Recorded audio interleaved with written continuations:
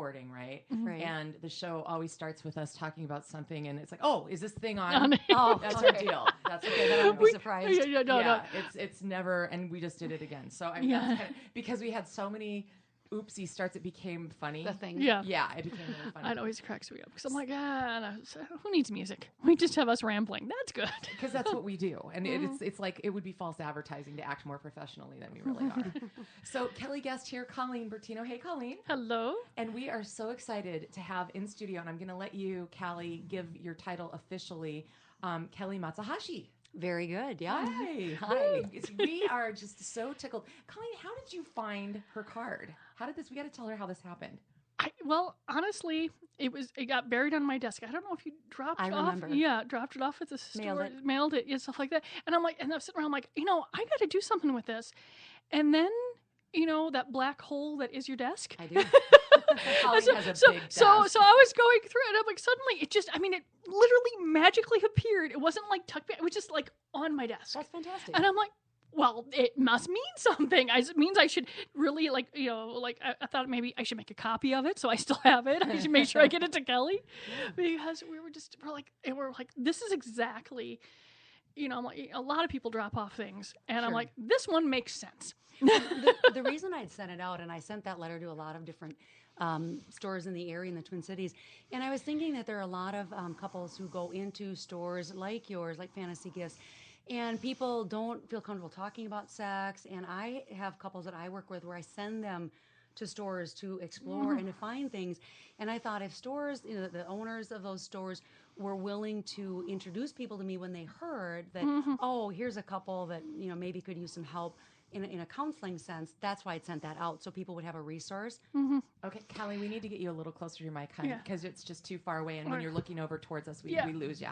Okay. So I want to make sure that we don't. There we go. How's that's that? Way good. good. Oh, good. Okay, so you sent it to basically offer backup because you probably assuming that, which is absolutely correct, that the employees at Fantasy Gifts get to hear a lot of TMI.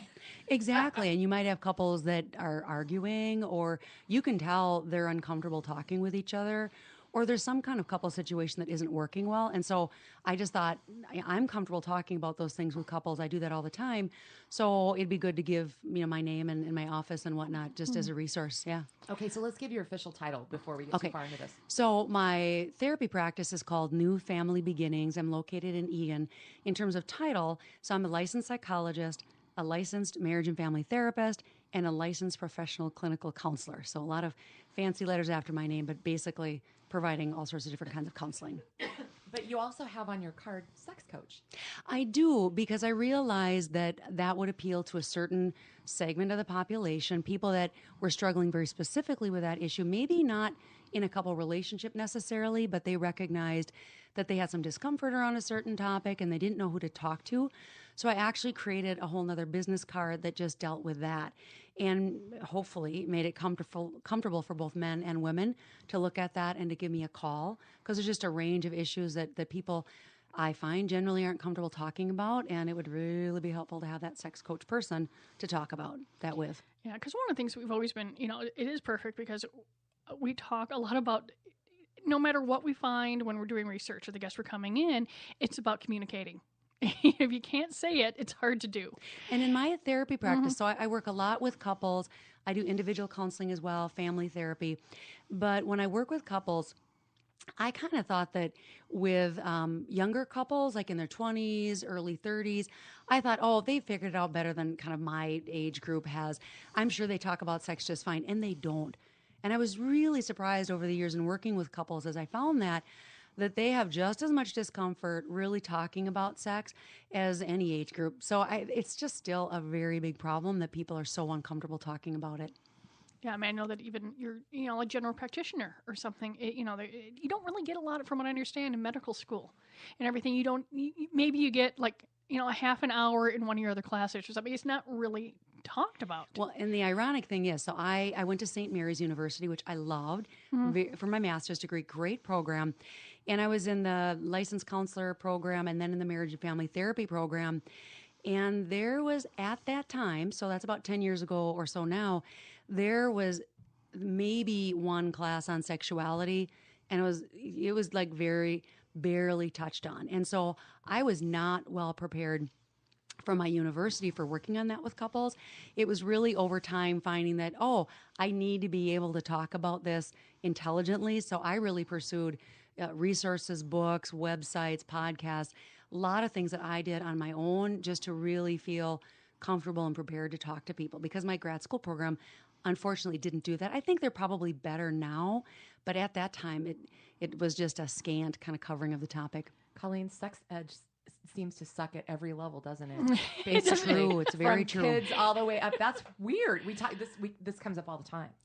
It's so true. And recently, one of my favorite books is Peggy Orenstein's book, Girls and Sex. Have you heard about that one? Mm-mm. So she's a really good writer on kind of raising girls, raising daughters, and that's her most recent book, and it's excellent. And it talks about the lack of sex education in the schools, and is frankly a lot of the practices that are popular among high school and college age girls, I was pretty shocked at. I'm like, oh my gosh, this is what my daughter's heading into? Yeah. And so I read it to be educated and ready to talk with both clients and families and kids and the whole bit. Yeah, because if you think your kid doesn't know about it, they know. They do. They hear about it, but because they don't have proper sex education, they don't really understand it. They don't have a context for it, and if they don't have a parent or an aunt or an uncle or someone who's a bit more experienced, if they don't have that resource to go to, they're going to fly off of that very basic, uninformed stuff they have, and probably make a lot of mistakes. And I just think that's really preventable for one and regrettable for another. Yeah, they're going to think that the porn is what sex is. And it's so not. And that book addresses that topic about how young people think that what they see in porn, that's how sex works. So this is what, as a girl, here's what I should do. No, right. And the boys even, right? Here's what I should do as a guy. And it's just so kind of misinforming these young people. I think it's really a shame. Yeah, my daughter's class, when I was talking to the teacher, and I know I brought this up before, is that there's like 40 kids. She had health her past freshman year, and she would have to send out a survey before each section, because now they're cramming health into half a year versus a whole year, because they're trying to college and take more math, take more science. So the health got cut in half, and there was 40 kids in the classroom, and there was like 40 different levels of knowledge, because they all came from different schools. And she's like, well, if I start at the basics, the other folks are bored. If I start over here, the other folks don't know where we're coming from. It was the tightrope she had to do for, even section, because there was, not only was there sex education, and then there was diet, drugs. Everything is encompassed in the health class. And she was starting, from all over the place. Huge challenge. Yeah, trying to get through there. And, but my daughter would come home one day and say, hey, Mom, we learned how to put a condom on a banana today. And I'm like, oh, yeah. Which is funny, because I happened to mention it to other parents, and they're like, our kids did what? They didn't tell us. They're not so likely to tell you, I think. But she just thought it was fascinating, because for me, oh my God, if you're going to own Fantasy Gifts, it's not like I can't pretend sex doesn't exist. Absolutely. So it's always been, if a kid asks a question, I answer it. I think that's a great approach, just to be very open and frank and honest. And I've told other parents, if your kid asks me a question, I'm going to answer it. Mm-hmm. Be informed. I'm not going to go into massive detail, but they're going to get an appropriate answer. I think that's what's in their best interest. That's good. I was going through there, so I think it's happened. Well, and I think it's funny, and it bears mentioning, because Kalli's never met us before, and I have a feeling that she's going to have to be a recurring visitor to the show, because she's going to be such a great resource for us. But it's so interesting how her dad started this business in the late 70s. Did you know the story of how Fantasy Gift? It didn't start out as Fantasy Gifts. He didn't say, I didn't know. You got to tell her. No, this is so it's cool. very simple. We had a restaurant, and he was a couple of other places, and then the restaurant burned down to the ground. Something else didn't work, and he bought a gift store that was on the second floor of a building on Nicollet Mall, which I think one of the Target buildings is on now, right? And remember, by that time there was like the dill pickle, stickers and all that sort of stuff, and mugs and all that. But what he noticed is like that 1950s white vibrator and the crocheted cover your penis thing sold faster than anything else. And so he just kept getting more in. Mm-hmm. And then when you get more in, then people ask. And then, my mom and dad didn't know a cock ring from from anything. But my dad's answer was, well, yeah, I can get that for you. So between that and the fact that he was so sick to go to work one day that he was watching Phil Donahue, and on Phil Donahue, he had the main manufacturers at the time on the show. And the women in the audience weren't going, ew. They're like, where can we get this where our feet don't stick on the floor? Right. You know? And that's how we started.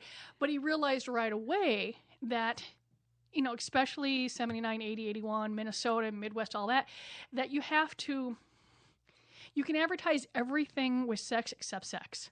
Mm-hmm. And so we've always tried to make them bright and friendly and humor based with the serious undercurrent, because you can't just say, hey, here's your, they didn't come up with the term sexual health toy, you know, that's it's the modern term for, you know, but he knew what he needed to do. He didn't know what any of it was, but his answer was between catalogs and UPS second day air. Yeah, he'll get anything you want. They didn't know what it was. Mm-hmm. They had no idea. That's great. You want nipple clamps? Sure, we'll get you. What are fine? What's a nipple clamp? Yeah, and Google wasn't out yet, so he Google, worked hard. So he's looking, a figure 8 cock ring. Sure, you know it does. I'll find it. His answer, you know, was sort of like improv. Yes, and you know that's what he's gonna get. And it wasn't like he said, you know, had any, you know, business plan written up. Mm-hmm. No, and then, you know, years later, then my mom stopped nursing and joined us, and then all of his kids did.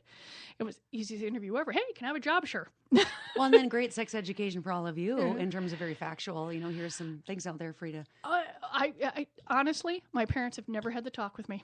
Wow. Not once, not ever. My dad's theory is there are certain things my parents don't know, and there's certain things I don't need to know.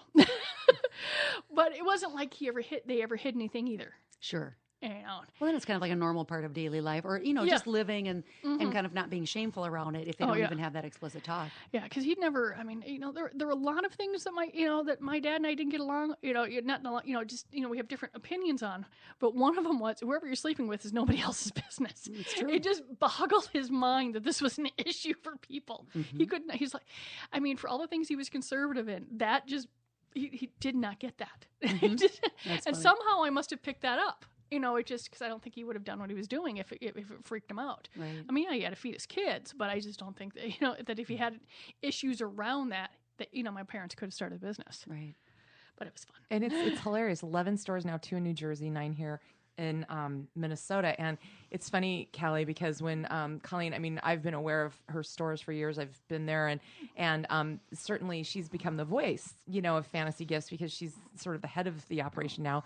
And I mean, when she said that she wanted to do a podcast, I thought, how much fun will this be? Like, and you know, I sent you kind of what her vision was when we invited you to be on the show. And over the last year and a half that we've been at this, man, we've talked to transgender people. We have talked, oh my gosh, we've had, the swingers.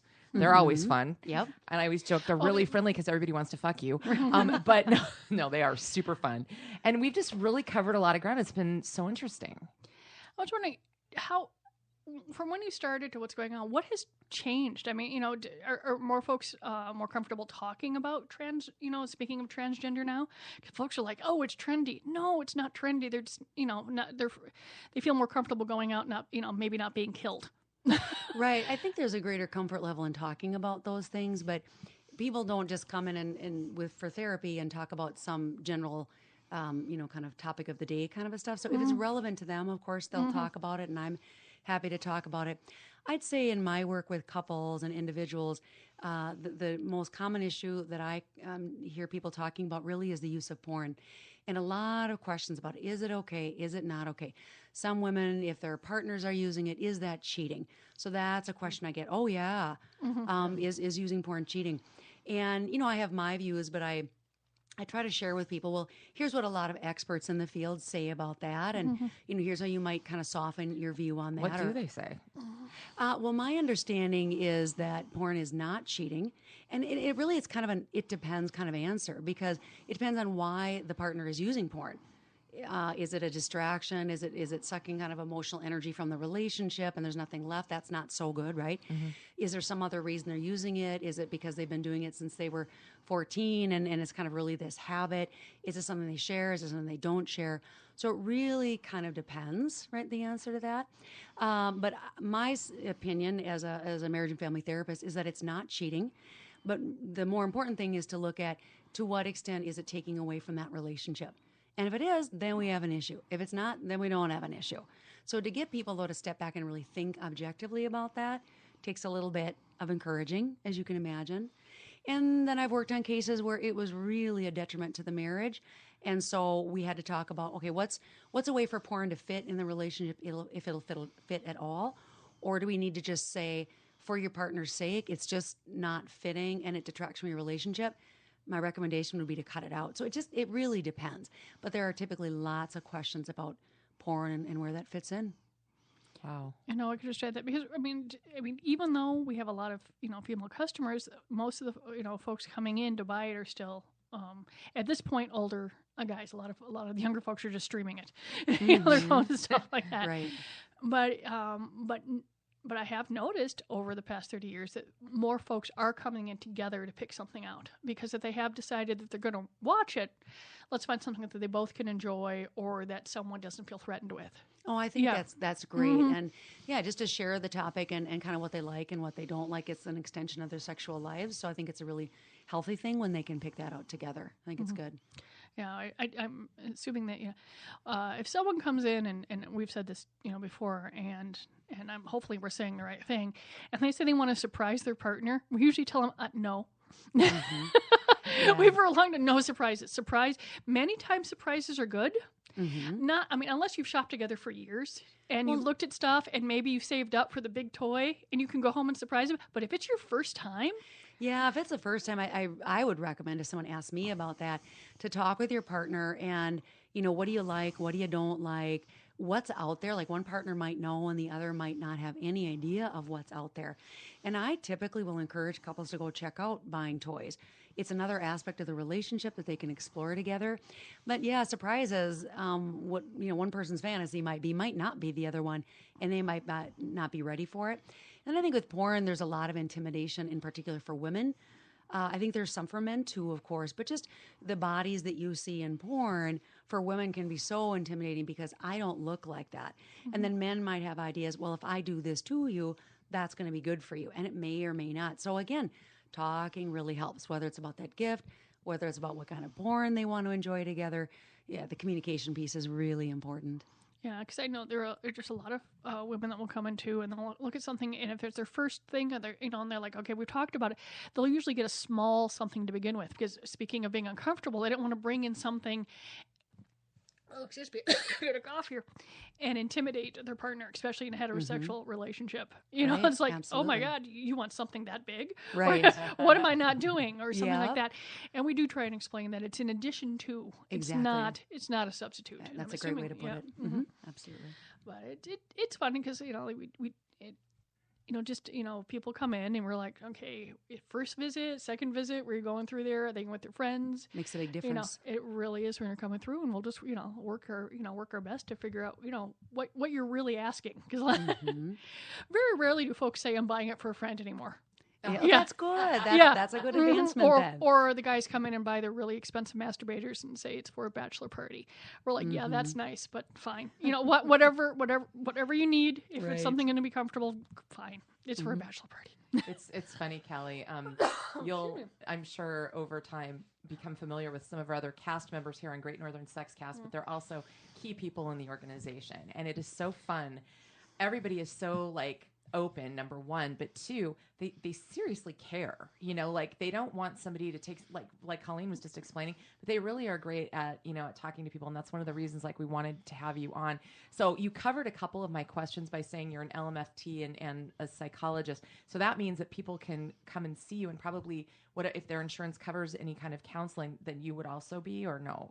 Great question. So in my private practice, I've chosen not to take insurance. Okay. It simplifies the process tremendously for me, to some extent for my clients, but it allows me to have a business that runs smoothly and all of that. And it also provides a lot of confidentiality for people. There are certain reasons that some people don't want their information to be with insurance, and some people are more concerned about that than others, but it gives a person maximum confidentiality to work without insurance.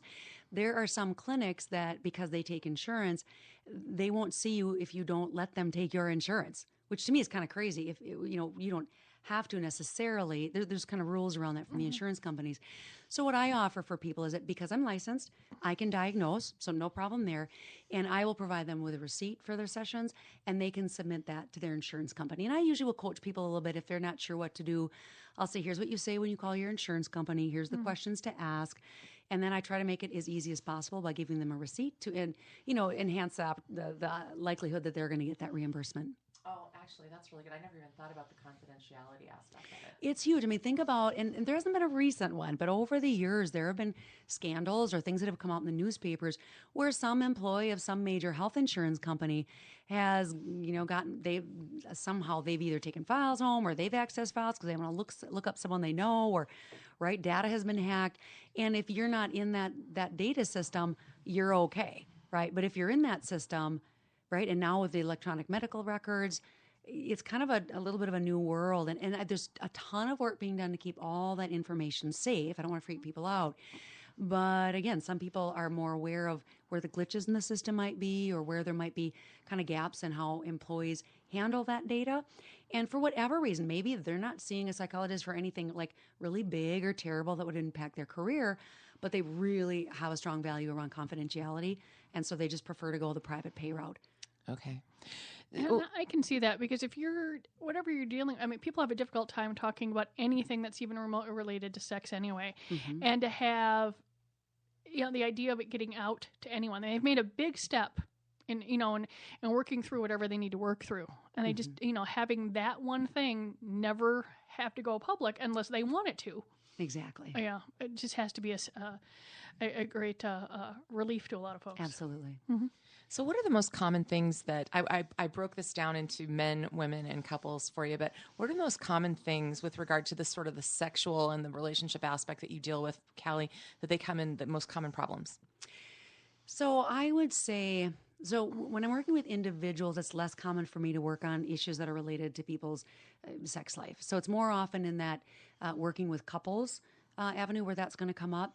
And so when I'm working with couples, I think the biggest thing, and it almost sounds cliche because you hear about it all the time, but they get married, things are great in the beginning, you have a couple kids, and parents are so busy and lead such harried lives that they really, women especially, get really tired. And depending on how the dynamics of the relationship go, there's not a lot of time for sex. They're not talking about it anyway. And you start to get this kind of divide going on where the couple just gets further and further apart. And women are so much more kind of mentally in tune to sex, so that if they're tired or they're thinking about the bills or they're thinking about the kids or they've been breastfeeding and they don't want to have someone else touch their breasts, they're not going to be in the mood for it. And then the partner might take that personally as rejection. I've had a lot of women, they tend to think that, oh, men, well, they're just after sex. Like, that's all they want. And it's been really interesting. And I've got some books on my shelves I'll pull out and show women if they're skeptical about what I'm saying. But that for a lot of men, it isn't just about the sex. They really want to have a connection with their partners. They want good sex, but they want to know that their partner's enjoying it and into it. Kind of one of the worst things that I have heard in my office from men is when a woman just goes, yep, check, got that off the list. And it happens a lot. And so when couples come in and talk about that, I try to normalize it so that nobody is feeling guilty or shamed or bad about it.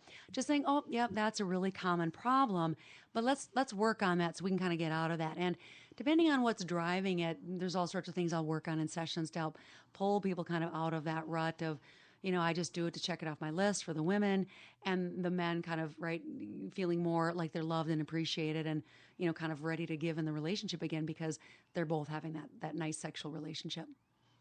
I can see that. Does that work? I mean, if you're talking about a same-sex couple and one person is doing more of the, more traditional at-home child rearing, I would assume Same thing kind of happens. Similar dynamic there. Yep, very similar dynamic. Yeah, so, whether it's same-sex couples or it's heterosexual couples, a lot of these patterns where, people kind of settle into a rhythm and certain things sexually work and they kind of stick to that pattern and then they forget to explore every now and then, which is then why I say, gosh, what sex store do you happen to go to for your toys and whatnot? Oh, what's that? I haven't been. And so I really try to open those avenues for both talking about it and resources. So going to stores or going online and encouraging visits to certain websites so that people can get educated. And I really encourage them to go explore that together so they get out of that rut. Because when they're not having sex, or it's just very kind of occasional, then they really do tend to experience a greater sense of distance because you don't have that bonding thing, right, with hormones the physical and whatnot. touch. The physical touch is super important, and people kind of think, I think generally women more often are like, oh, I don't need that. Because it's such a mental thing for them, it's easy to shut that off and say, nope, I can do without that. I got kids to take care of, or I've got to clean the house. And again, it happens so often. I'm like, oh, here we go again. And yet, it's for them, that's their unique situation. I try to really talk them through that and help them recognize what was special about the relationship when they first got together, and to really say, if you're going to stay and have a committed relationship, that sex is really an important part of your connection and your bonding. Gosh, let's work on some ideas to get that going again. It's not always easy, but... So what are your thoughts on date night? I mean, a good thing or bad thing? Too much pressure, or once again, not every works for some, not for Yeah, that's the thing. It works for some, works not so well for others. What I'm really careful of, and I'm proud of myself for doing it, is not like the first couple sessions saying, "Oh my gosh, you guys got to go out on a date," because that is really inappropriate for many situations that at least come into my office. And I remember in grad school, I had a professor said, "Oh, date night, great thing to recommend." But when I actually started doing that work, I'm like, I better not say that. I can tell there is way too much tension with this couple. And if there's any expectation that date night includes sex, man, it's just way too fast, too much, too fast. And so I don't usually recommend that right off the bat. I want to deal with the underlying tension first, ease that, get them kind of feeling closer again, and then say, okay, why hasn't date night been happening? I get real curious about that. Often there's some real solid reasons. Again, childcare, babysitter, who does what. Women tend to organize those things in a heterosexual couple. And so often the woman's like, I'm sick of doing this. I'm the only one making the effort here. And so sometimes there are reasons why, no, she is probably the one that she's a good organizer. Let's have her have that. Can we even it up in some other way by him? Or maybe, we get the husband to do that. It's really interesting. Sometimes husbands are like, yeah, I don't want to call a 16-year-old girl to babysit. That feels really weird. And I validate that because it's kind of weird. If you've ever babysat when you were a teenage girl and the dad drove you home, it's a little bit of a weird dynamic. And I've had dads say that's why I feel kind of creepy setting up the babysit. I know it's a funny little thing, but I never would have thought that. But I mean, I believe you. I just, wow, okay. Well, yeah, because it used to be, the kid across the block. So they just walk across the street. But now you've got your friend's kid that lives across, who's watching your kid is a whole separate dynamic. Exactly. So yeah, with date night, again, it's kind of it depends kind of thing. And then, but I don't just say go on a date. I mean, we do a lot of talking about it because I want it to work. I don't want to say, oh yeah, go on a date. That's not enough for most couples. We need to figure out why they haven't been. How do we get this started? What are the potential obstacles? Let's get all of that, taken care of. And then I think one of the really important things that keeps couples, the relationship, kind of that spark going, is doing new things together. Just like when they were dating, and that creates a bonding experience when neither one of you have done it before, and you're going to go out and do it together. And so when it's a date, then I really encourage new restaurants or new whatever thing they choose to go on. And it doesn't have to be about spending a lot of money. So I do a lot of work to kind of flesh that out rather than just a simple date night. You know what a good weekend is for 4th of July weekend? Everyone leaves, and you can get anywhere you want in the Twin Cities. Great idea. There are no lines anywhere. You want to go to a museum? No, it's out. You just wander right in. You want to finally look at the James J. Hill House, which you have never looked at before? There is no lines. See, my birthday's on the 5th, so we take some time off. We discovered Minneapolis. There is nobody in town, so you can just wander anywhere. It's spectacular. That's great. Yeah. I love that. Yeah. Well, you talk a lot, and I know that this is at the root of a lot of relationships. The exhaustion and the pressure of child rearing, and that how that can sort of suck the life out of a relationship. But what about things like? And I know I want to focus on the men a little bit because obviously women, everybody knows that there's issues surrounding the menopause phase of life. But what about when guys, their testosterone levels start to drop, and as they're aging and it becomes difficult? I mean, what do you see with regard to those two things? Well, I think interestingly, not a lot of men put their finger on that, even though that's an obvious thing. Okay. And I say, gosh, have you had your testosterone check lately? Yeah. And so many times I've suggested to men where the libido's down and maybe the couple isn't having much sex to go get that checked out, go get the lab work actually done. And then a lot of them will go, yeah. And I'm so surprised at the hesitance to follow through on that. And I think it's kind of an ego thing where I'll feel kind of less than if you're not as manly if my testosterone is down and I have to take something for it. I was like, well, that's the point, right? Things aren't working the way you want them to. You should get that checked out so you can have a healthy, vibrant sex life, basically. So I do notice that is an issue with age. And so often, though, the relationship issues, the conflicts that are going on, they keep sex from happening, I find those come up in conversation a lot more than the whole testosterone issue. But I have an ear out for it. And so when I hear it, I just encourage them to do that. If they don't, I go, why not? Because resistance is always telling you there's some reason why that person is choosing not to go. And so rather than going, gosh darn it, go, I told you to, right? That doesn't make any sense. It doesn't help. So I try to understand, well, what's keeping you from going there? And sometimes it's kind of a shyness actually about talking about these things, or, I don't know what they'll say. I don't know what they'll make me do. So it's a really interesting one when it does come up, but I definitely encourage it. Oh, yeah, getting guys to go to the doctor no matter what. I mean, A bit it's a stereotype that has a grain of truth in it. That's right. That's right. It really does. Yeah, it is. I mean, there's a lot of things. Well, kind of since we talked about that, I found something. I wanted to kind of get the agree, disagree from our expert that we're so lucky to have in studio with us today.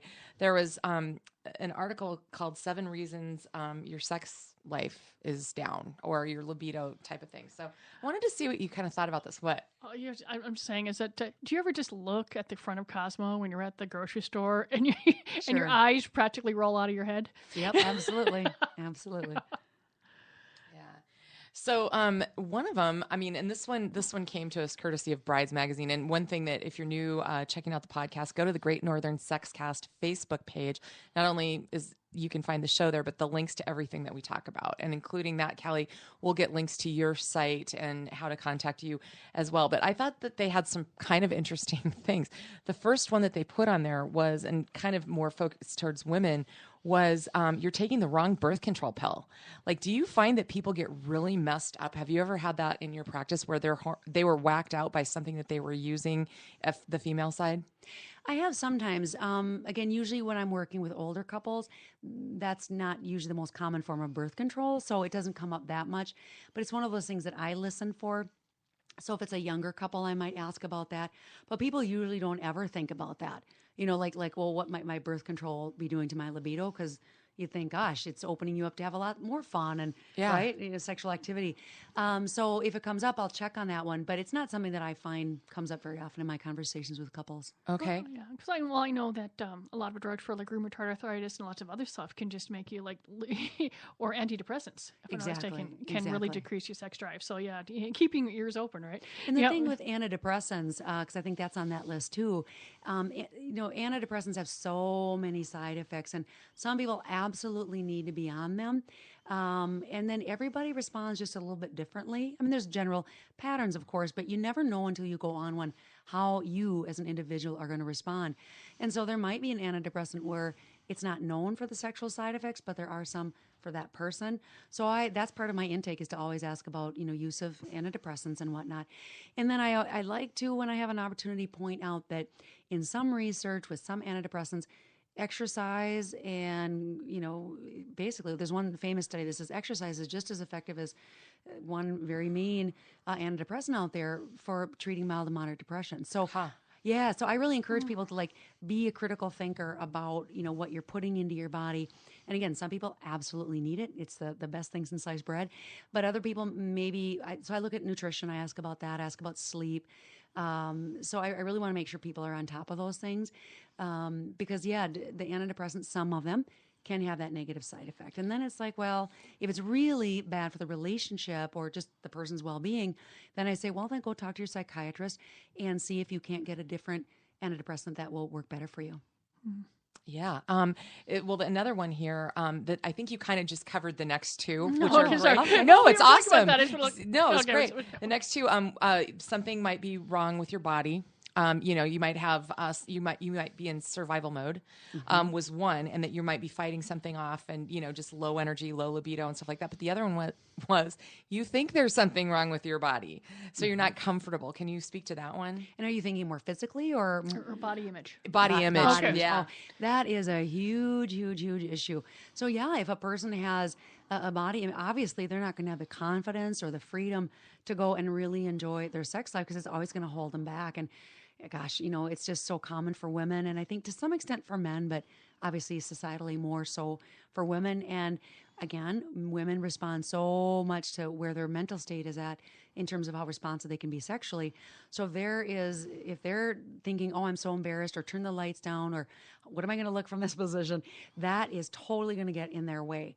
And so it's of all those things on there, I think second to the relationship issue, I don't know, those two kind of vie for 1 and 2 in terms of, things that get in the way of a good sex life. Yeah. Yeah. No, I mean, definitely. Here's one that's interesting. You can't admit there's a problem. One partner, this article talks about one partner thinking it's fine and not wanting to deal with, and the other one's going, excuse me, we used to have more sex. What's going on? And do you find that conflict? That often happens when I'm working with couples. And usually they're like, oh, no, it's fine. That is really covering up some pretty serious issues in the relationship. Because if one person's saying, hello, I would like to have more sex with you, and the other person's like, oh, no, thanks, or I don't need it. You're fine. I don't need it. I'm like, okay, no, not really. No, it's not fine. Yeah. And so often, I think there is kind of a sense sometimes that, well, if I don't want to have sex, then whatever, like, too bad. And truly, there are couples that think, well, I don't want to have it, and no, but he can't force me to. And like, no, he can't force you to. But, you just deciding you're not into it anymore is really unhealthy for the relationship. And that's not very welcomed, words of advice, so to speak, from me. But if I hear that pattern, I really try to emphasize for the couple, whether it's the man or the woman, or it's two women or two men or whatever, that, if there's a real difference in the sexual desire or interest, we need to attend to that. We can't just go, well, I'm not interested, too bad. We really do, because that's an important part of the relationship. Okay.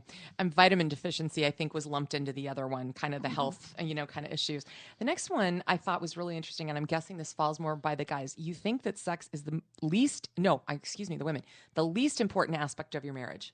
Yeah. Bad path to go down? Bad path to go down. And it's kind of easy because you think, oh, my kids, or I'm so busy with this, or I'm helping my kids with the homework. I need to get to bed, or I need to pay the bills. And yeah, that sex stuff, that can wait. And men are like knocking at the door going, hello, this would be nice. So it's really a mistake to think that, oh yeah, that's at the bottom of the priority list. Because really, even if it's not sex, if we're just talking about the overall couple relationship, if that's not solid and you're thinking, oh, I want to keep this marriage together for the sake of my kids, you better work on your marriage. Because without that firm foundation, kids, they really aren't that much safer, right? They need to have two parents that are in a good place in their marriage, that work on what's going on. And kids then are healthier, right? They really need two parents who are on top of things. So if one partner says, yeah, not so much, our kids are my first priority, I would say, yes, of course they are at a very top priority, but your marriage is too. That is what supports, being really good parents for your kids. Okay, and the last one is you're comparing yourself to others, and that could be your body or how much sex they're having versus what you're having, and what they're saying, oh, God, we're screwing all the time, blah, blah, blah, blah, blah. And then you're letting it get in your head. Yeah, there's a lot of those ideas, and people don't really have good information because you hear so many different types of things, like, what country has the most sex, or what state in America, right? It's so funny. And I think if, people kind of give off the image that, oh, this couple's having a ton of sex, or they're not, and maybe that's normal, and that's what I want to aim for. And sure, there's statistics in the U.S. and what's really common, but what's most important is kind of a matching of that sexual interest level. So if both partners love it, once a month, and that works, there's nothing wrong there. There's no problem. If, one wants it, every other couple days, and the other one's like, yeah, every couple months would work for me, depending on how they're dealing with that, we might have to have a problem and see the person that doesn't want it very much.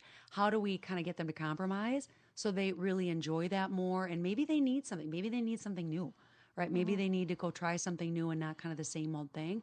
So try to kind of look at what's the disparity about. And it's the disparity usually that causes the problems, not so much the frequency itself. Yeah, I can see that. Because you're like, okay, I guess it is important. It is very going through there. important. And I noted that a lot of times, and it depends on, I'm assuming this is probably going to happen to a stay-at-home dad too, is that you put everything first except you. And I would assume, but sex is part of you. That's that's right. how you got the kids. Exactly. For the most part, so there's other ways, but it's like, do you ever find that people figure, well, I had my kids, so now we don't need to do this anymore? Sometimes I run across that attitude, and it's not for me to say that's wrong or that's right. I go at it more from an attitude of, how well is that attitude going to work? Right? Your partner is saying he or she wants this. You're saying that. That's a really big gap. What are we going to do? And if they really have a strong value on their marriage working and they love their partner, often then they're willing to say, oh, okay, I could come to the middle a bit more. And if they're truly not, there's a saying, and I forget what book it comes from. I think it's Light Her Fire. There's a companion book, Light His Fire. Great set of books back from the 80s. And the author says in that, and I will say this sometimes to couples when I think they need to hear it, have an affair with your partner or someone else will. So, right? Yes. It's harsh, right? And I say it very nicely and gently, but I'm like, right? And when I feel that there's a little bit too kind of a cavalier attitude about, well, we don't really need to do that so much anymore. Once a year is fine. I bring out that statement because it's like, well, not really fine if your partner wants more often than that. Again, that disparity thing. So I just try to tell people, it's not my life. I can't tell you what to do. But based on what your partner's telling me, that it doesn't sound like it's going to work very well. Gosh, how might this play out? And so then it's not a judgment from me or me bossing them around one way or another. It's just saying, these are your options. If you do this, this is likely to happen. If you do that, that's likely to happen. What would you like to do? And I'll help you get wherever you want to go to, but that's up to you. How are people after you've sort of diagnosed, so to speak, and then sent them back out into their lives to follow some advice you've given them? How are they about coming back to talk about what has since transpired? Yeah, it's interesting. Usually pretty good, but most couples will use pretty couched language, so they, they'll talk a little bit about it, but they won't get too detailed. Which is funny because I'll have some couples say, "Oh yeah, we talk about sex." And then I'll ask them, well, do you guys talk about this or have you talked about that? No, we haven't, right? Yeah. So obviously with me and hopefully in the process of doing therapy with them, they feel safe and comfortable enough with me to talk about these things. So yeah, they'll report back in because I know I'm going to ask, right? If I gave them homework or I said, here's what I want you to try. But again, I try to just kind of look at how do they respond? How comfortable are they talking frankly? And I try to match that because I don't want to be really blunt with someone who's really shy or modest and make them feel uncomfortable. So I just try to match that up. And that comes from just paying attention in the early stages of the therapy. It sounds like you might have the same, have to try and match up with people of the same, different things about money. And, what I'm saying is that if someone is uncomfortable talking about money, or if someone's uncomfortable talking about how to discipline their children or this or that, I'm assuming they're also not going to be talking about sex. Yeah, exactly. Yeah, it's very similar. So it all, goes along here like, well, do you talk about this? And then you realize they don't talk about anything. Exactly. Or it gets too difficult and they don't want to. And there is a bit of culture, in the Midwest where, generally speaking, people don't like conflict. And so it's really easy for people to just gloss things over. And so when it comes to something as tricky and complex as sex, it's just, right, it makes for a bad storm where people just aren't willing to talk about those things. And, again, if on a first visit with somebody, I'll ask as part of my first session, like, okay, so just, tell me a little bit, how is the intimacy part of your relationship going? And kind of the answer to that will tell me how frank I can get with them. And sometimes, first, second session, I'm asking about masturbation practices and whatnot. And I try to laugh a little bit and kind of add some humor so that, because that's like, I just met them basically. Yeah. Right. But sometimes it's, if one partner says this is an issue, then I really need to bring that up at some point fairly early on and not ignore it. And so I just try to make it comfortable so that they know that it's safe and comfortable to talk about that with me, that there's no shame involved, that I'm all about educating and making it comfortable because it's so important. And I think people pick up on that. Yeah, I mean, they made the first step about getting, stepping inside a room with you. I mean, that's got to be big right there. It is. And, sometimes like I tend to forget that because like, well, I'm just me and I do this all the time and no big deal. And then I just, I do, consciously remind myself like, no, this is really tough for people. And it doesn't take much of a reminder because people will let you know because they come in and they're pretty nervous and, you can tell in the look in their eyes and how they hold themselves, they're nervous. And then so right away, I'm like, okay, I need a little extra work here to help these people feel comfortable, knowing that some of it may or may not be about sex. Sometimes that really doesn't enter into the conversation much at all. Usually it does to some extent or another. But if it does, I'll usually kind of make sure I get to know them pretty well, do a few sessions, and then we kind of enter that, unless it's like number one on their list of things they want to attend to. How are you? I mean, are you seeing a lot with? I mean, there's been quite since gay marriage has really come out, for lack of a better way, and spread across the country, and we're seeing trans issues in the news now, and public service announcements. There's a really good one about a trans female. Have you seen that one, Colleen? Where this guy's trying to make this trans woman go into the male bathroom and the guys are like, and she's afraid to go in because she's afraid she's going to get like hurt, type of thing. It's a great one. But I mean, I'm just wondering how much these issues you're seeing in practice these days. Well, I do have gay couples that come to me. So I tend to work with that. And so I just like with any other couple, I mean, I work on the relationship issues and it really, I mean, there's some unique things about that situation. And then there's lots of common things too. So it doesn't really change my approach that way. And then when those like transgender issues come up, then I work with that. So in my population, again, I see some of that probably in proportion to how it occurs overall in the population, I would think, but I don't have any like strong statistics on it, but that does come up. I do have those kind of clients in my practice, and it's great to work with people and help them feel safe and, have a place where they can talk about those things and work on them, whatever the presenting issue is, because it may not have nothing to do with being transgender. It could be a transgender person and like, that's not what they're seeing me for. So, right? That happens, and I work on the other issues. So, no, there was a thought, and then it went whoosh. Oh, did it go away? Yeah, okay. Well, I have sometimes. this is mean, but this is the one thing that we do with all of our guests. I have one news story that I want to get Kalli because this one is, we could do the rest of the show on this. Is it in Florida? No. Oh. The weirdest crap on earth happens in Florida. I know. Naked. Again and again. Oh, God. Naked, yes. It's always something naked and public and fabulous. Right. I don't have anything from Florida today. However, I do have there is one very cute thing. This is the story. A woman in Australia. This started on Facebook, and then a pole dancing person, not unlike our friend of the show, Miss Angie, who teaches pole dancing. She comes in and talks. This woman has a pole because she's a professional. She came in, and it's in Australia, and a koala had gotten in her house, and because it's like a tree, he's trying to climb the pole. Well, they took video of it, and it looks like he's doing a little dance because it's more slippery than a tree. Cutest freaking thing you have ever seen in your life. We'll have it on the page. That's hilarious. You've got to see the picture. I love that. That's a Colleen.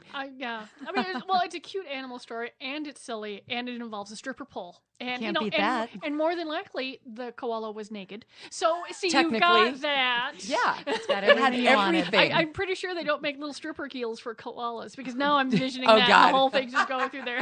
You just see Little koala pasties.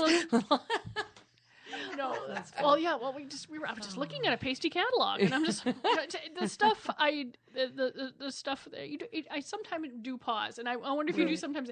Did that just come out of my mouth? Did I just say that?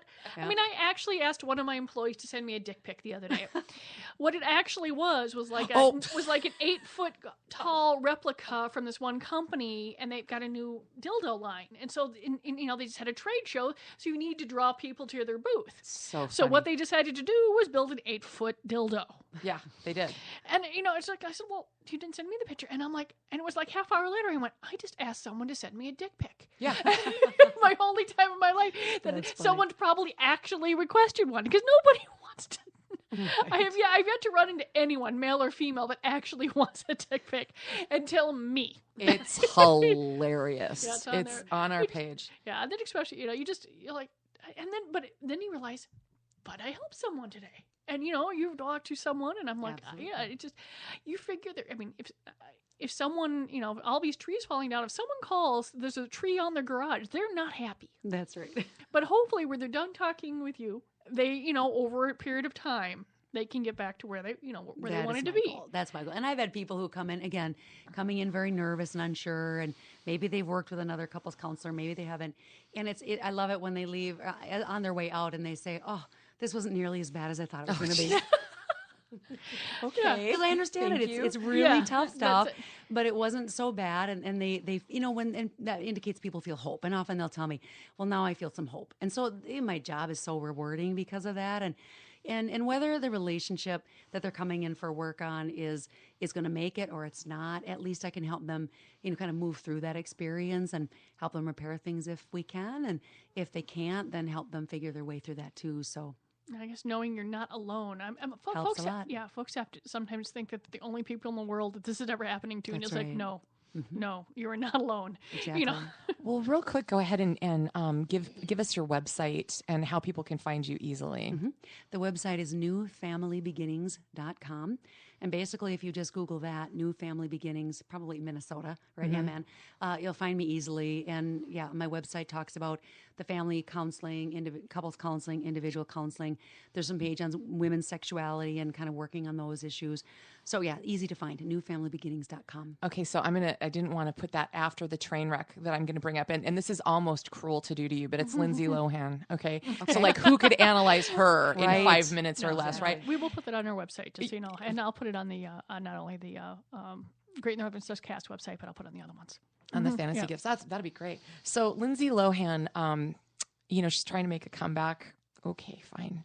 And after Nice happened, the tragedy in Nice on Bastille Day, and all the people run down and senselessly killed, she decides to do an Instagram post and I'll let me read it to you just really quick. She said, "If history were to be folded, ...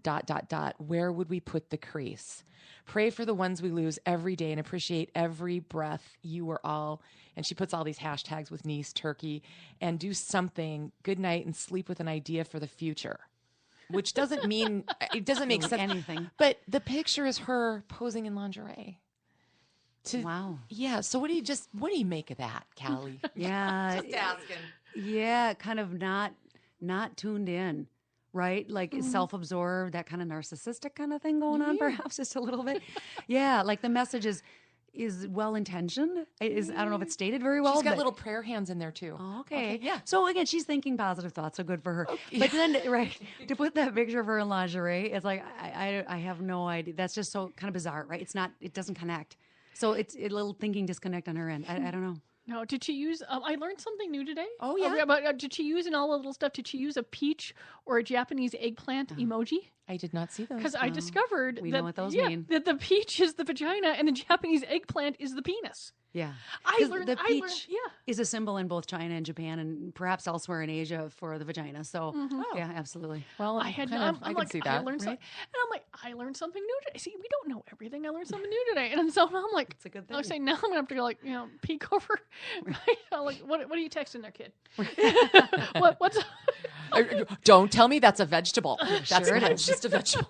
I know better. Well, I figured out what I saw a couple of music go through that had the eggplant on recently, and I'm like, why is that there? I mean, and I'm like, Now you now know. I know, and I didn't have the amount of times that I have to Google what does this mean, and I'm like, weekly, daily, I'm like, what does this mean? What is this? What are people talking about out in the world? Google allows old people to keep up. That's Colleen. right. That's right. That's how we managed to deal with these digital natives that have Exactly. sprung from us. I'm like eggplant and peach, because to me a peach looks like a little butt, but close enough. Cut it open. Yeah. Cut Yeah, it open, yeah, and it's a whole new Yeah, ballgame. oh my god!